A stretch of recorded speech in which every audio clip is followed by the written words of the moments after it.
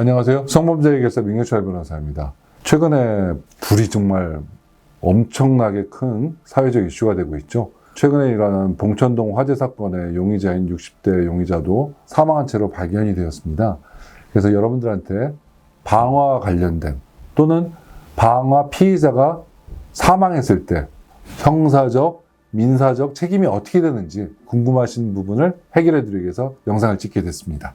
방화죄를 한 경우에는 어느 정도의 처벌을 받고 형사적인 책임은 뭐고 민사적인 책임은 뭐냐 이렇게 궁금해 하시는 분들이 많더라고요. 그래서 오늘은 여러분들한테 그것 좀 설명을 좀 드리려고요. 방화는 기본적으로 고의범이에요. 고의라는 거는 내가 불을 내겠다는 그런 어떤 마음가짐이 있어야 되는 게 방화죄거든요. 근데 과실에 의해서 불이 나는 경우가 있거든요. 내가 담배를 피고 끈다고 껐는데 불이 난 경우. 이거는 방화가 아니라 실화예요, 실화. 과실에 의한 화재. 그래서 실화라는 거거든요. 일단 수사기관에서는 이것이 방화인지 실화인지 이 두 가지를 판단하게 돼요. 실화라고 하면은 그래도 책임이 많이 감경되겠지만 방화라고 하면은 그 책임은 굉장히 중하게 돼요. 게다가 그게 사람들이 살고 있는 현주 건조물일 때는 법정형 자체가 무기 또는 5년 이상의 징역에 처할 정도로 굉장히 중한 범죄라는 거예요. 그래서 사람이 죽으면은 사형, 무기 7년 이상이에요. 이거는 거의 엄청난 중범죄라고 보시면 되는 거거든요. 사형이 있는 죄라는 거는 거의 살인죄에 준하는 정도의 중요성을 가지고 있다고 보시면 돼요. 제 실무 경험상 어떤 분들이 이렇게 방화를 하느냐. 첫 번째는 정신적으로 혼란스러운 분들이 방화를 하는 경우가 있어요. 그냥 완전히 미친 경우도 있고, 완전히 미쳤다고 볼 수는 없지만 사회적으로 뭔가 불만이 많은 분. 그런 분들이 방화를 하는 경우가 많아요. 두 번째는 갑자기 방화를 하는 경우가 있어요. 부부싸움을 했는데 난로를 밀어 넘어뜨린다거나 이런 경우에서 불이 나는 경우가 많아요. 그래서 계획적인 거, 우발적인 거 두 가지가 다 있을 수가 있어요. 내가 어느 아파트에 살고 있는데 누군가에 의해서 그 아파트에 불이 붙었다. 밤에 불이 나면은 피할 수 없는 경우조차 발생하거든요. 피할 수 없으면 정말 큰 봉변을 당하는 거고, 피한다 하더라도 그 재산적 피해가 얼마겠어요. 우리가 살면서 화재 보험을 든 사람이 과연 몇 명이나 되겠습니까? 많지 않거든요. 불 낸 사람이 도대체 억만장자도 아닐 텐데 그 사람의 재산으로 그 피해자들의 재산적 손실을 복구하는 것은 거의 불가능에 가까운 경우가 많거든요. 그렇기 때문에 피해를 회복할 수가 없는 거예요. 그게 우발적이든 정신적 불안에 의한 요인이든 그때 올 수 있는 피해가 너무 커지는 거거든요. 방화죄, 현주 건조물 방화죄는 5년 이상이다. 사람이 죽기까지 하면 사형도 있는 7년 이상의 범죄이다. 민사적으로는 당연히 그 방화에서 발생된 모든 손해에 대해서 책임을 져야 돼요.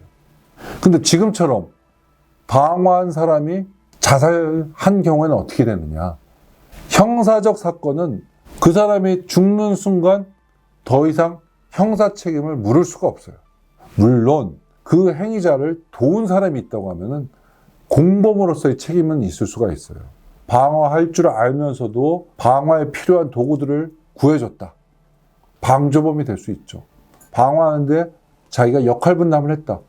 공범으로서의 책임이 있겠죠. 단독 범행이었을 때는 사망의 결과로 형사 책임은 더 이상 물을 수가 없게 되는 거예요. 그럼 민사 책임. 모든 방화에 따른 손해에 대해서 행위자에게 책임을 물을 수가 있어요. 방화자가 사망을 했다 하더라도 재산이 있으면은 피해자들은 그 재산에 대해서 책임을 물을 수가 있어요. 그러면은 방화자의 가족들이 있을 경우는 어떻게 되느냐? 그 감당할 수 없는 민사 책임을 면하기 위해서 상속을 포기한다거나 한정 승인을 통해서 그 채권이 자기한테 행사되는 것을 막으려고 할 거예요. 그건 100%일 거예요. 그 방화자의 재산 범위 내에서만 책임이 발생하기 때문에 실질적으로 보험에 든지 않은 이상 굉장히 어려운 상황이 되는 게 일반적이에요. 제일 안 좋게 보는 게 계획적인 거예요. 계획적으로 범행한 경우에는 처벌의 수위도 더 높아져요. 근데 정신적인 부분에 있어서는 물론 입증의 문제가 있는데 정신적인 부분에 있으면 원래는 감경 사유는 맞아요. 이 사람의 어떤 의도에 의한 게 아니라 병 때문에 그런 거거든요. 의도적인 게 아닐 경우에는 감경을 해주게끔 돼 있는 게 법률의 규정이라고 보시면 돼요. 그 다음에 우발적인 거는 그렇게 큰 의미는 없어요. 우발적이었다고 해서 계획적인 것보다 감경받을 수 있지만 정신적인 것만큼 감경받기는 어려워요. 달라지진 않아요. 형사적인 책임은 자살이든 자연적인 사망이든 그 사망의 결과로 인해서 더 이상 책임이 개인한테 물을 수는 없는 상황이 되는 건 똑같고요. 민사적인 책임도 마찬가지예요. 사망자의 자녀 재산에 한해서 책임을 물을 수 있기 때문에 자살이냐 자연사냐에 따라서 민형사적 책임이 달라지진 않아요. 오늘은 있어서는 안 되는 불이 많이 나서 많은 분들이 피해를 입고 있어서 그런 부분에 대한 궁금증이 있으신 분들을 위해서 오늘 주제에 대해서 설명을 드렸습니다. 다음번에 더 여러분들이 궁금해할 만한 사안을 가지고 여러분들을 찾아뵙도록 하겠습니다. 감사합니다.